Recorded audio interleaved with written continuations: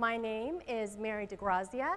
I'm with Kroll Cybersecurity, and at Kroll, we come across a lot of malicious PowerShell scripts in our investigations. So today, I'm going to walk through how you find these malicious PowerShell scripts, and then how you can decode them. But first, one of the themes you may have noticed here at this conference is DFIR superheroes. You're here to learn how to channel these powers. And so today, I have some prizes to help you channel that inner DFIR superhero. Some of you that know me know that I'm a maker and I enjoy making things. So right here I have an Iron Man arc reactor. It's going to go through and do a couple different things. I made it with an Arduino 3D printed case, and I have some Easter eggs hidden in my presentation. So if you see one of these Easter eggs, either raise your hand or stand up. It's a pretty big room. I have my colleagues Ron and Kurtan in here. They'll come around and find you and give you a ticket. Come and see me afterwards, and I will give you one of these. The next thing I have is the lasso of truth here from Wonder Woman, right? Nice, strong, powerful woman, so we got to get this going. Rob Lee, if I can have you come up here to help me test this lasso of truth, I would greatly appreciate that. All right. So go ahead, hold one end, and I'll wrap it around you. Yes, here we go. Okay. So Rob, I know you can't see this, but it lights up. Can you tell me, the last time you were in Vegas at the Cosmopolitan, how much did you really lose on the blackjack tables? Wait a minute. You got to demonstrate that this works. A lot. Okay. We won't disclose it here. We're all professionals. Okay. On account of the drinking. More than I usually lose. Close enough, close enough. Thank you. All right, so keep your eyes open for these Easter eggs.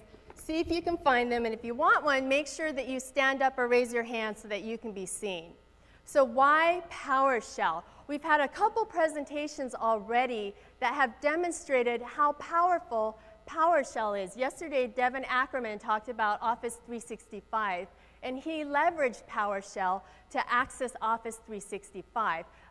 We had another presentation today where they were demonstrating techniques of stealing tokens with PowerShell. So this is a very powerful language, just like the name would suggest, PowerShell, right? This lets attackers live off the land. They don't have to bring a binary with them and drop it on the system. They can leverage the tools that are in Windows systems to actually get what they need done. All right, so this helps them also be fileless. Like I said, they're not dropping a binary on the system. They're getting to use the tools that are there natively, which ultimately helps them evade antivirus, right? They're in there, they're getting things done. The last thing they want to do is start tripping that AV, right, to let them know that they're in there. They also want their tools to run. If AV trips and starts catching those tools, of course, they're not going to get done what they need to get done. It gives them full access to WMI and the .NET framework. These are both powerful tools. You think about these tools, these are things that administrators use to do their jobs. So whatever can be used for good can also be used for evil. Okay, and also there is a huge lack of logging when it comes to Windows PowerShell. So when we talk about logs that we look at as forensic examiners, before Windows 10, there isn't a lot of logging for PowerShell. Now you can go on, take some additional steps on some older systems, update some libraries, get that PowerShell logging installed. But even after you get that PowerShell logging, there's additional steps you have to take to enable it. So in a lot of the cases that we work at Kroll, we don't see this. We get into an environment, and very rarely do we get the logging associated with PowerShell. All right, so what kind of bad stuff can you do with PowerShell? Well, you might not have your attacker taking off with a whole stadium like Magneto did, but they definitely, you saw with those demonstrations earlier with PowerShell. you can do a ton. You've got the data exfiltration, you've got the recon, you've got the, the remote command execution. Pretty much anything your attacker wants to do, they can leverage PowerShell to do this. And a lot of it, like I said, is done in memory. So here's an example, something that I have seen a lot within our investigations. One way that they use to push out PowerShell within the environment is the service control manager. And I kind of like to call this spray and play, because if you find this on one system, there's a good chance you're going to find it across your entire environment on a lot of systems. The service control manager is a native tool built into Windows. It allows you to install services and to manage them, stop them, and start them. So it's pretty simple. You just use the command SE. Another good way to think of it is like a poor man's PSExec. The service control manager, you can execute on remote machines. So you think about using a tool like PSExec. Well, the attacker is already leaving a footprint. That's not a native tool to Windows. That's a PSExec tool. So they have to bring in a tool, PSExec, to push things out remotely. But with the service control manager, that is a native tool built into Windows that they can use. If you're familiar with some of the artifacts left behind by PSExec, if you use it, it makes an entry in the registry key when you accept the EULA. Well, not with the service control manager. So here, they have a tool that lets them access any Windows system in the environment remotely. Okay, so they're going to use this, and they're going to call the create command and then supply a service name. Now here I've used the fake driver service name, but typically what we see in our investigations is a random service name, anywhere from maybe 12 to 16 digits long, with capital and lowercase letters. They do this because the service control manager wants a unique name. So if they're pushing it out to multiple systems multiple times across the environment, they want to make sure that there's not a collision in the service control name. So they'll use a random name here. The next thing they supply is what's called the bin path, the binary path. So normally, if you're installing a legitimate service in Windows, this would be where you would supply the path to the executable that you're going to run. But here, what they do, instead of pointing it to a legitimate service, is they're pointing it to command.exe. And then they're going to leverage command.exe to run whatever PowerShell command it is that they want to do. And don't forget, they can do this remotely on any system. Okay, and here we have some other variables that they'll use. They'll use a -C, -Q, something so that when that command prompt in PowerShell pop up, it's quiet, right? Because if they're on a system, the last thing they want to do is alert you that they're there. And right here we can see they're basically setting up a back shell to Meterpreter. Meterpreter is very strong, very powerful. So ultimately, their goal is to have a reverse shell set up into Meterpreter. And like I said, you're going to see this across multiple systems within the environment. Okay, so here's what the attacker actually sees on their end.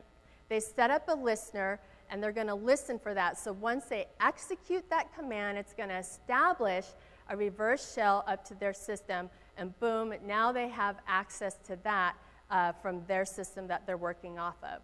So if all of this is done through the command line, fileless, so to say, they're not downloading a backdoor that's an executable, how do we, as examiners, find evidence of this? Well, the service control manager is actually logged in the system event log. So right here is your magic number that you're going to want to look for, 7045. This is the event log ID associated with new services installed on a system. So when they run that SE command, that will leave an entry in the system event log. Okay, what does it look like? I ran through an example that was in plain ASCII, but normally the attackers are going to use obfuscation. Now, it's my understanding through some exercises yesterday, you saw some base 64, and you're going to see the same thing here. So here we have an event ID 7045, and right here you can see there's this is what the random service name is going to look like.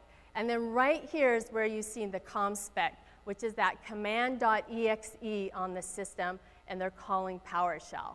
And like I said, this is base 64 encoding that you're going to see when you start looking at these entries. Now, when it comes to base 64, as a programmer, base 64 can actually look a couple of different ways.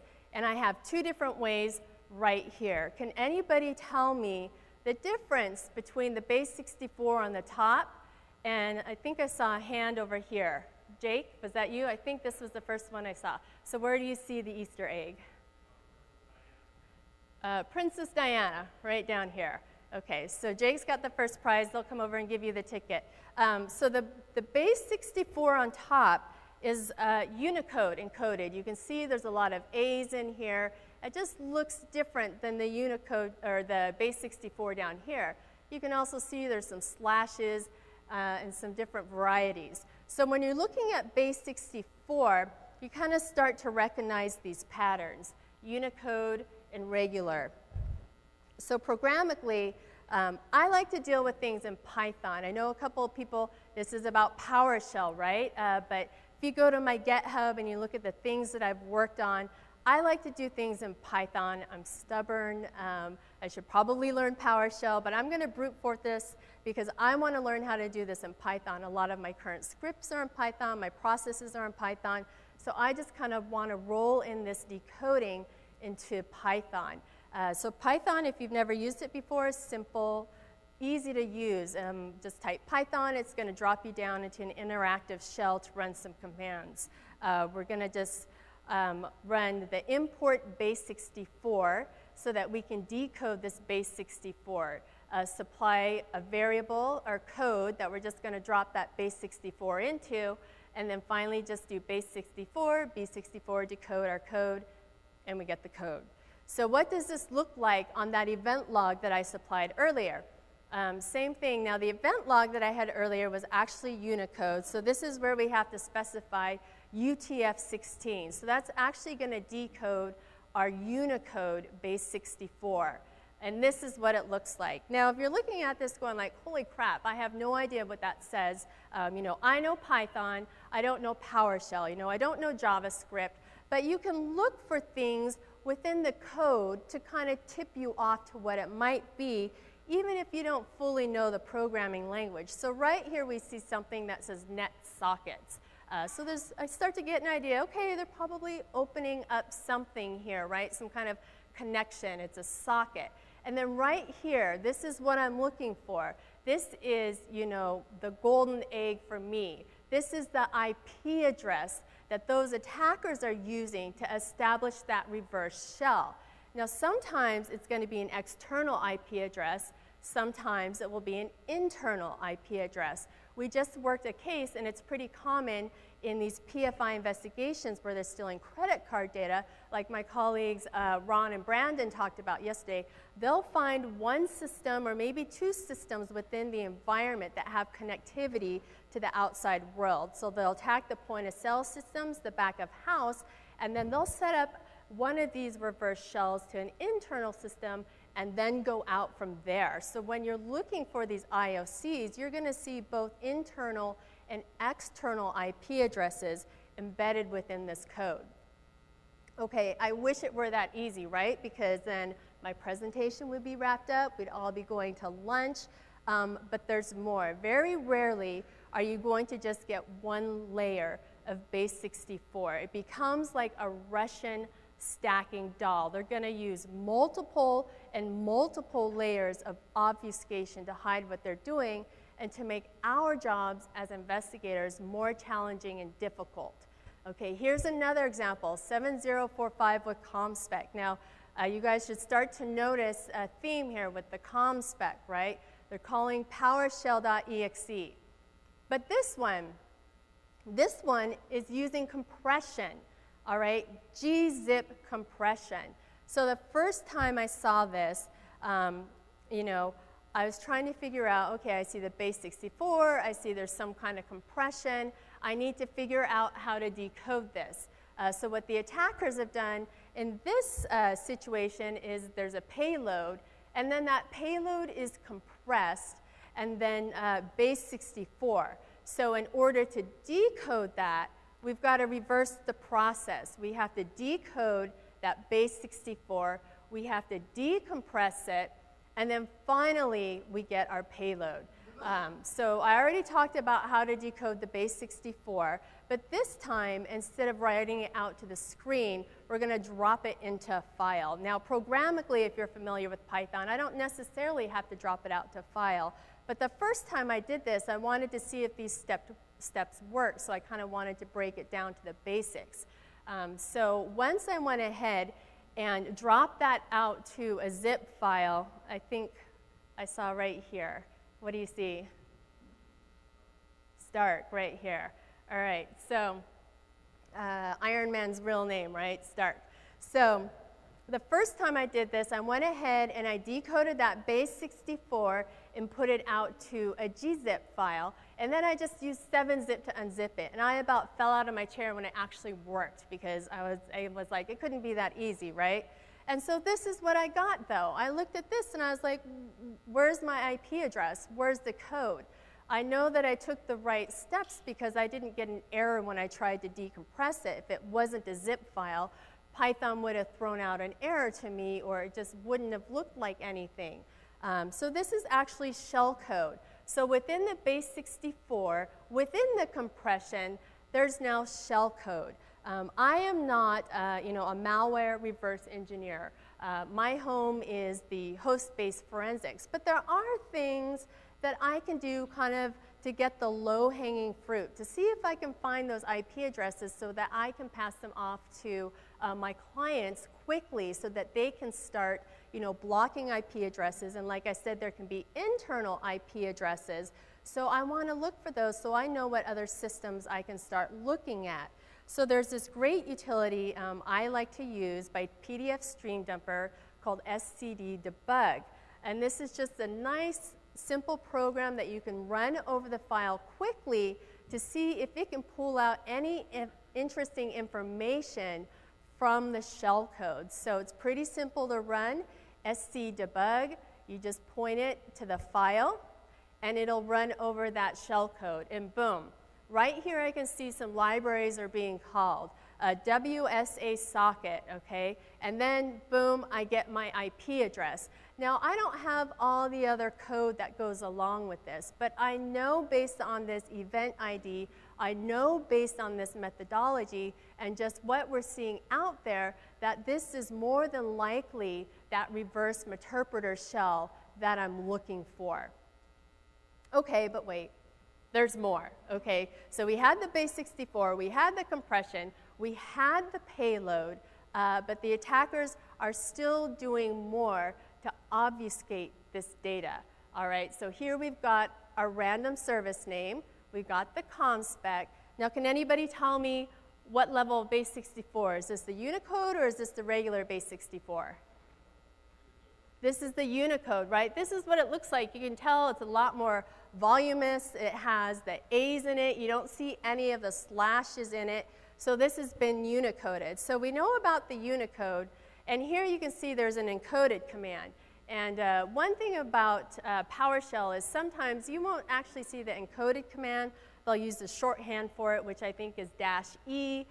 Here they have a -NOP, which means no profile. They're going to run the PowerShell with no profile, but sometimes you'll see the -NOP written out as no profile. So like in the presentation previously where they were talking about all the different variables and how you can switch it up, with these PowerShell signatures, if you start thinking about those signatures, same type of thing. It might be spelled out encoded command. It might be -E. It might be spelled out no profile, or NOP, or -W hidden, or whatever the shortcut is for that. So those are things that if you're running your keyword searches, you're going to have to be careful about, that you don't get trapped into just thinking one type of command is always used. So right here, we've decoded that first layer of base 64, and guess what we get again? We get another layer of base 64. So they base 64 encoded at Unicode. Now we have regular base 64 again. And then on top of it, we get compression. But this time, if you scan this string, you're going to see it's not gzip compressed. It just says IO compression. And like I said, I am not, you know, a PowerShell person. I'm a Pythonista. I love Python. So I wanted to figure out, okay, what kind of compression is this? It's not gzip.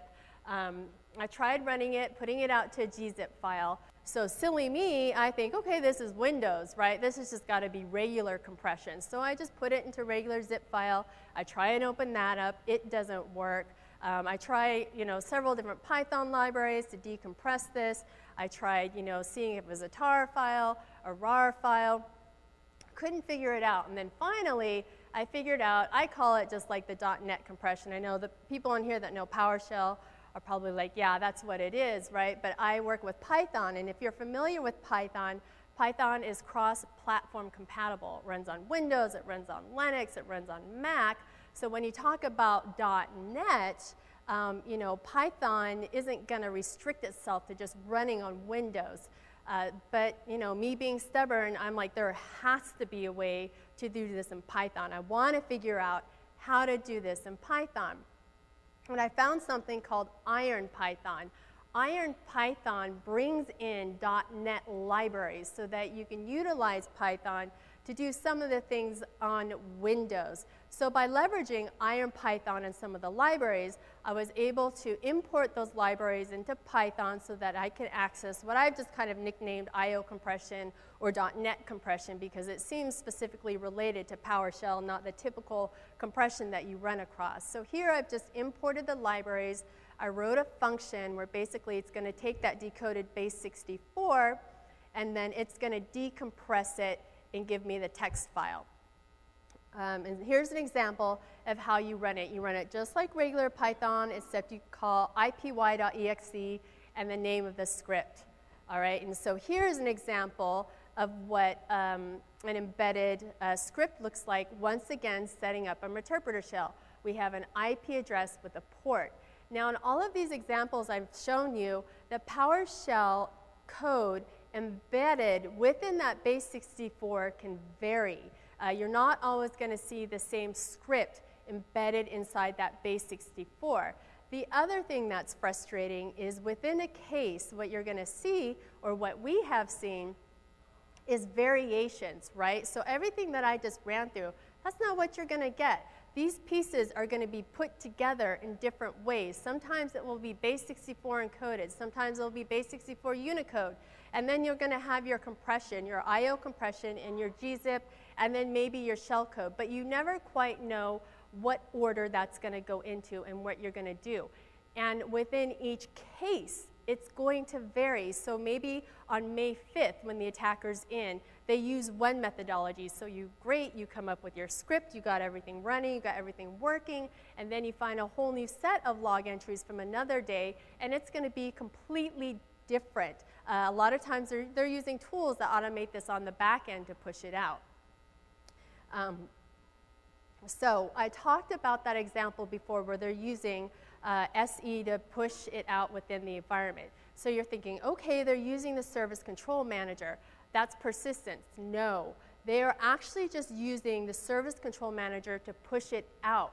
If you look in the event logs, you'll actually see an error because it's not a legitimate service. They're just leveraging it to push it out. So they still haven't gotten their persistent mechanism yet. So ultimately, an attacker, they want to survive that reboot, right? They want that persistent mechanism within the environment.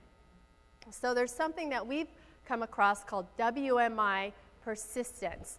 And basically, they're using the subscription service within the Windows Management Instrumentation to basically, I like to think of it of like a scheduled task that is triggered by an action. So part of the subscription is a filter. So in the filter, they can set certain triggers that will trigger this backdoor to happen. And then once that filter is triggered, it'll point to a consumer. The consumer is the executable or the script that will run, and I'll show an example of this in a minute. And then the third part of the subscription is what's called the filter to consumer binding. It's just the part within the WMI that's going to tell, hey, once this specific action happens, this is the file that I want you to execute. And this is all stored in a file called objects.data in C Windows System 32 WBEM repository. FireEye actually has a great blog post on this that details everything. And there's a great Python script, of course Python, right, that you can run over this file that's going to help you find these things, PY, WMI Persistence Finder. So I went ahead and ran this script. You can get this on GitHub by David Panny. I ran this script over one of these. And let's take a closer look at this. So here's a filter called updater. All right, I saw a hand. I couldn't quite see. Ron or Kirtan, do you know over here? Okay. You want to tell us what you see? Jarvis, right here. Okay. So here we have a filter called updater, and it says, you know, and target instance event code equals 4625, and target instant message like admin. So what do we think? What's the event code 4625? Whoops. 4625 is associated with a failed login, okay, and then admin. So this means that if we have a failed login for admin account, go ahead and run the consumer, which is going to be our PowerShell script. So basically, all the attacker has to do to get their back shell to trigger is go in through RDP and try and add in login like an admin, and as long as that password fails, so if they've changed that admin password in the environment, it doesn't even matter. The attacker can just go in and try any password, and as long as it fails, it's going to trigger that persistent mechanism. And once again, that persistent mechanism is base 64. Here's the name of it. It's called updater. And here's our tie-in right here that ties the filter to the consumer name. And then, of course, our base 64 encoding. Now, like I said, this can be encoded in all those different layers and all those different levels, so you'll have to go through and decode that. All right, now when we talk about persistent mechanisms, the registry, right? The registry has lots of good places for persistent mechanisms. We've got the auto run keys, we have installed services. So using the tool Registry Explorer by Eric Zimmerman, you can go in and start looking for these things. So here is an example of an auto run key. And typically what I've seen is I kind of call it following the breadcrumbs. If we take a look at this auto run key, we can see the com spec, right? We know that com spec is command.exe. And typically you're not going to see that reference like this in the registry. And then we can also see from base 64. But if you look here, there's no base 64 here, right? Where's the base 64? We can see there's something bad going on, but there's no base 64 here. And what this code actually does is it references another key. So right here, it's saying go get this key and then run whatever is in this key. So then you have to go find that key to actually find the base 64 code. And you can see right here is a pretty big chunk of code. Now, if you see something like this, of course, it should be a huge red flag because really most programmers are not going to do something like this and put it in the registry. Okay, PowerShell logs. If you are lucky enough to get PowerShell logs in your investigation, they can be a great wealth of information. And I believe Matt Bromley and I worked a case where we saw something like this. So if you go in and you look at these PowerShell codes or the PowerShell log, you're going to find what's called a script block. So the attackers will use a command called download string. And that download string will download something off of the internet into memory. And then when it's in memory, they can launch it. So something we'll see a lot of is something called invoke shellcode. And a lot of times they don't even stage this on their own system or an IP address that you can pivot off of or see a connection to. It's on GitHub. They literally go and they just download the code directly from GitHub. And once they do that, they execute it. And in this particular instance, they inject it into a process. And this time it was Notepad. Okay, now sometimes I mentioned, we can kind of use programs like STdebug to go through and get that low-hanging fruit out of the shellcode. But sometimes, you just might not be able to decode the shellcode. So, but here we have a process that we know that the shellcode is associated with Notepad. So if you are lucky enough to get a memory sample along with it, you can go into that memory sample and pull out those IOCs rather than kind of jumping through the hoops of trying to decode that shellcode. Were there any hands that went up on the last slide? Anybody see that? Did I see a hand? I'm not sure who was first. I think over here in the red shirt. Did you?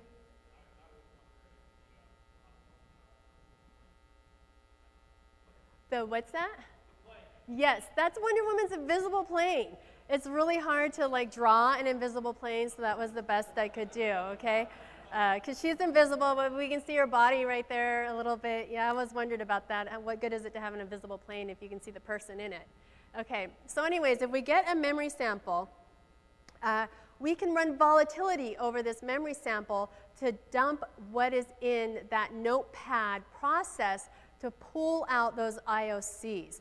So we use the command called image info on the memory sample to get the profile. Then moving forward, we use that profile. Then we're going to run PS list to get the running process list. We find out which instance is Notepad, and then we go ahead and run the malfind, which is going to find injected processes, and it's going to dump it out to a folder. And once we have that dumped out, like I said, I just do the real simple stuff, grab the low-hanging fruit.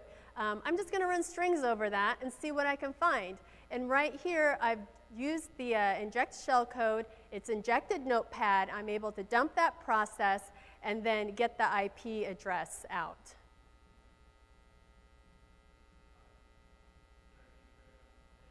There's not, but did you find something? What is that? Tell me. Is that an Iron Man or a Wonder Woman? Oh, Aquaman. Okay, so we're going to a whole nother, seen in another universe than these guys? I don't even know. I loved him though, he's pretty awesome. So wrapping up in summary, what are the IOCs that we can look for as investigators? I just kind of wanted to present a slide kind of with all of our IOCs, right? So system event log 7045. So if you've got a Splunk girl like we do, I work with Scott, he's able to go through and pull out all these event logs in one shot and give us all the basics before, and we can go through and decode it. So this is a great magic number, I like to call, that immediately as you start an investigation, you can start looking for this event ID and see if you've got this activity going on in the environment. There's also the event code that is in close proximity to it, the 7009. This is the failed event. So what happens is that service control manager tries to start up. It actually fails because it's not a legitimate service. So you might also see the 7009 in close proximity. The other thing is, if you get these Windows PowerShell logs, you can look for these things: the download string, executing a remote command, and you can also just sort by the warnings in that event log. And Windows does a good job of identifying those as malicious within the event log itself. Search for that COM spec. Now, you're probably not going to want to run that as a keyword search over the entire computer, but we know that we see it in the registry. We know that we see it in the event logs. So that's a place that you can be looking for it. And RegRipper is a tool that I love to use because it's a command line tool. I can roll it in with my processes. You can use 2 plugins in RegRipper to help you find this. The auto runs, which is going to show you that first key, and then the sizes. And the sizes plugin will look for any values within the binary and the reg size within the registry that are over a certain threshold. And because we know that PowerShell takes up a big chunk in there, it's going to pull this stuff out for you immediately, and it does a good job. I shared my findings with Harlan, and he updated his plugin to help support that. All right, a big round of applause for Mary.